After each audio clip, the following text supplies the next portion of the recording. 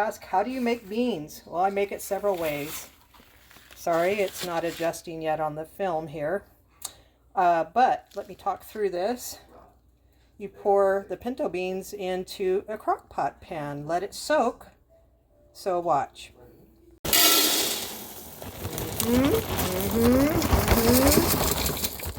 Let's say you want to make it for your family. Well, it's amazing how many you should put in here. So, we're going to soak this. So don't worry about my hand. My hand is clean anyway. I'm going to put about less than halfway full. Now then you want to rinse them and sift through them. Let them soak. What you can do is let them soak overnight. But I'm using a pressure cooker instead of a big pot. I do have a big vat. So I'm using this crock pot pressure cooker. And so I will let these soak about 2 hours. And then you will see when you let them soak, they start puffing up.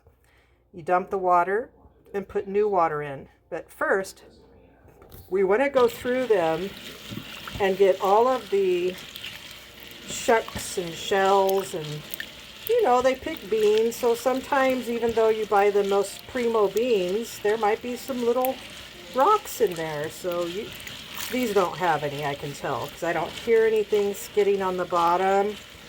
I don't feel anything. So anyway, now we let them soak. And you see how the water is, and you see all those floating things? Those are what you're going to get out. So let it soak for about 2 hours.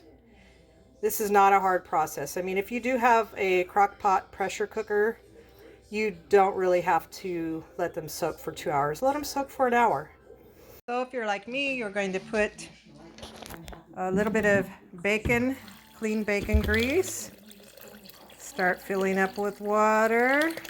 I'm going to fill it up. I'll get some more water, but I'm going to fill it up right about there to the lip. And also, if you're like me, you're going to go to your garden and pick some chili peppers and throw them in. You have the option of putting a whole onion in there. Now I'm going to put it on for 8 hours on low, and then it will do its own cool down. You could use any crock pot. Now, if you want to do stove, you'd better stay home. But with this, I don't mind leaving for a little bit because I feel safer. When I'm making tortillas, I do not measure anything, so I cannot tell you how to make tortillas other than watching me, but I do everything I cook and everything I make, I do not measure anything. I'm so sorry. Other thing is I usually feel the consistency of the dough, and I know when it needs more flour, right? So you're going to have to get a tortilla recipe. I can say I recommend someone on YouTube, but you can find so much on YouTube, tortilla recipes. And then of course I can show you how to roll them out, but they will do the same. They can show you what to do, how long it should sit, how much hot water, all of that you need. So I let it sit here for about maybe 30 minutes. I cover it usually in a warm towel, moist warm towel, or I just put a Ziploc bag over it. You might wonder, well, if there's no yeast in it, it's more like a leavened bread, right? It's salt, flour. You can use manteca lard. You can use clean bacon grease. You can use butter with shortening. But I prefer the regular old way with manteca lard. So you've got the flour, the salt, the baking powder, and then you want warm water. In my case, I use hot water and melt the lard or the bacon grease, and then I put in everything else. Okay, about what, four ingredients. That's it. Then you let it sit, then you make it into balls, and then you let it sit again, and then you roll it out, put it on a hot pan, and you're ready to roll. Now, I only do this when I run out of tortillas, like store-bought tortillas. And I like the kind that They're not cardboard. You know, they have flexibility to them. Those are the kinds I look for, because you want the elasticity to go around the meat or the beans that you place into them, and it just tastes better. You know, you go some places, they steam the tortilla for you. It gives the elasticity so that it wraps around all of the ingredients inside. So anyway, my tortillas are really, they have a lot of elasticity.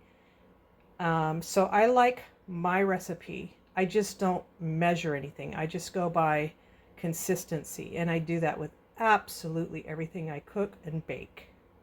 Then you sit back and you can put Christian music on, and I can't find Christian music, Latino music. So let's say you want Cubano or you want Mexican music. I just try to find something. Sit back and practice Spanish. Okay, normally I use a wood everything. This is what I roll out with. It's a very nice stick.